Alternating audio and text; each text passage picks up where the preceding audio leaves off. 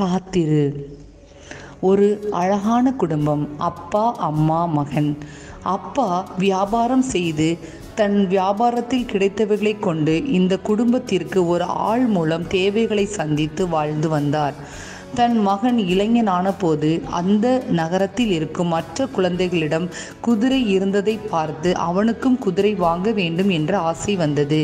அவன் தகப்பனிடம் ஆள் அனுப்பி எனக்கு குதிரை வாங்கி கொடுங்கள் என்றான். அப்பாவிடமிருந்து ஒரு ஆள் மட்டும் வந்தார், குதிரை வரவில்லை. என் அப்பா எனக்கு குதிரை வாங்கி தருவார், அதற்காகத்தான் இந்த ஆள் வந்திருக்கிறார் என்று குதித்தபடி அவரிடம் சென்றான். அவரோ, தம்பி என்னோட கிளம்பி வா, 1 மாதம் என்னுடனே தங்கியிரு என்றார். அவனும் அவரோட சென்றான். அவர் ஒரு மைதானத்திற்குள் அழைத்து சென்று அவனை ஓடச் செய்தார். அவனுக்கு ஒன்றும் புரியவில்லை. 1 வாரம் தொடர்ந்தது. பிறகு அவனுக்கு வாள் சண்டை கற்றுக் கொடுத்தார். 1 மாதம் முழுவதும் முடிந்தது. பின்பு குதிரை கனைக்கும் சத்தம் கேட்டது. அவன் தங்கியிருந்த இடத்திலிருந்து ஓடிச் சென்று அந்த குதிரை கனைக்கும் சத்தத்தை நெருங்கினான். ஒரு ஆள் குதிரையின் மீது உட்கார்ந்திருந்தார். அவர் சொன்னார், என்னுடனே ஓடி வா என்றார். குதிரையுடன் அவர் மிகவும் விரைந்து குதிரையை ஓட்டிக்கொண்டு சென்றார். இவனோ குதிரைக்கு பின்னால் சத்தமாக ஓடினான். எவ்வளவு தூரம் இன்னும் இருக்கிறது, ஏன் ஓடுகிறீர்கள் என்றான்.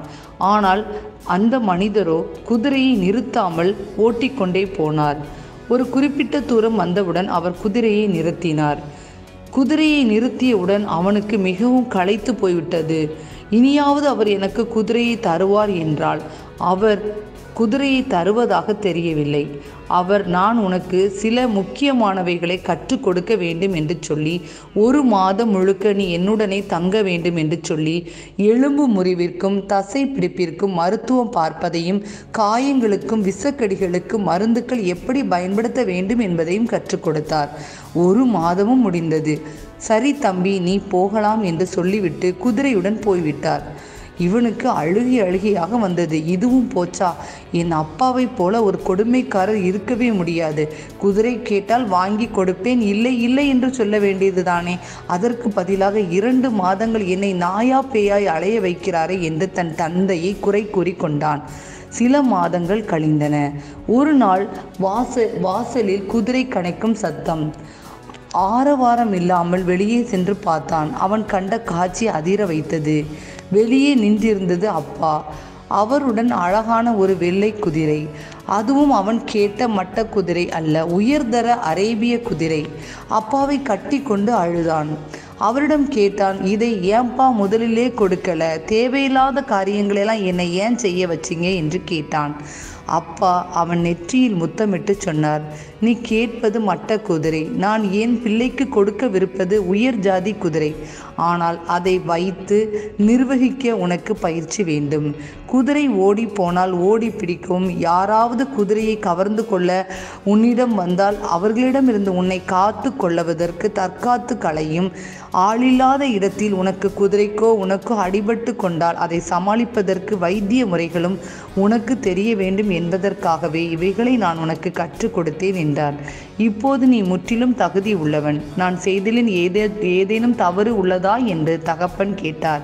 கண்ணீரோடு மகன் சொன்னான், இல்லப்பா, உங்க அன்பும் ஞானமும் ஈடில்லாதது. என்னுடைய சிந்தனைக்கு அது எட்டாதது. அப்பா செல்லமே, அழாதே. நீ கேட்டதை விட சிறப்பானதை அப்பா தருவார். அதற்கான பயிற்சி தான் இது. அவர் அனுப்பிய ஒவ்வொருவருமே உனக்கான பயிற்சியாளர்கள்தான். அவர் செய்தது எதுவுமே உனக்கு சிறப்பாகத்தான் இருக்கும். இந்த கதையில் கூறப்பட்டது போல தான் நம்ம அப்பா ஏசப்பாவும் நம்மளை நடத்துகிறாங்க. எபிரேயர் 12ஆம் அதிகாரம் 7வது வசனத்தில் சொல்லியிருக்காங்க, திருத்தப்படுவதற்காக துன்பங்களை தாங்கிக் கொள்ளுங்கள். கடவுள் உங்களை தம் பிள்ளைகளாக நடத்துகிறார். தந்தை தண்டித்து திருத்தாத பிள்ளை உண்டோ என்கிறார். நாம் நிறைய நேரங்களில் நமக்கு வரக்கூடிய ஆசீர்வாதங்களை உடனே ஏன் தரல நம்ம நினைக்கிறோம். மற்றவங்க நம்மளை காயப்படுத்துகிறாங்கன்னு நம்ம நினைக்கிறோம். நம்ம கூட பிறந்தவங்களாக இருக்கலாம், உறவுக்காரங்களாக இருக்கலாம், வேலை பார்க்குறவங்களா இருக்கலாம், தெரியாதவங்க கூட நம்மளை அவமானப்படுத்துகிறத நம்ம பார்த்துருக்குறோம். நம்ம உடனே உடைஞ்சு போய் ஏன் இப்படியெல்லாம் நடக்குது, இருக்குது, நான் ஏன் ஸ்மூத்தான ஒரு லைஃப் லீட் பண்ண முடியல நம்ம நினைக்கிறோம். நம்ம ஏசப்பா நம்மளை இந்த பாதையில் கொண்டு போகும்போது தான், நம்மளை ஒரு மிகப்பெரிய இடத்துல உட்கார வைக்கும்போது இதையும் விட கொடிய மனிதர்களையும் எப்படியெல்லாம் ஞானமாக நடந்துக்கிறதையும் கற்றுக்கொள்ள முடியும். ஆகவே தேவன் கொடுக்கக்கூடிய சிறு சிறு தண்டனைகள், தவறுகளை கண்டித்து திருத்தலை நீங்கள் மனம் மாற ஏற்றுக்கொள்ளுங்க.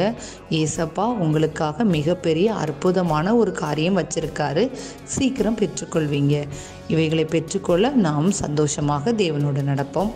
தேவன் உங்களை ஆசீர்வதிப்பாராக. ஆமென்.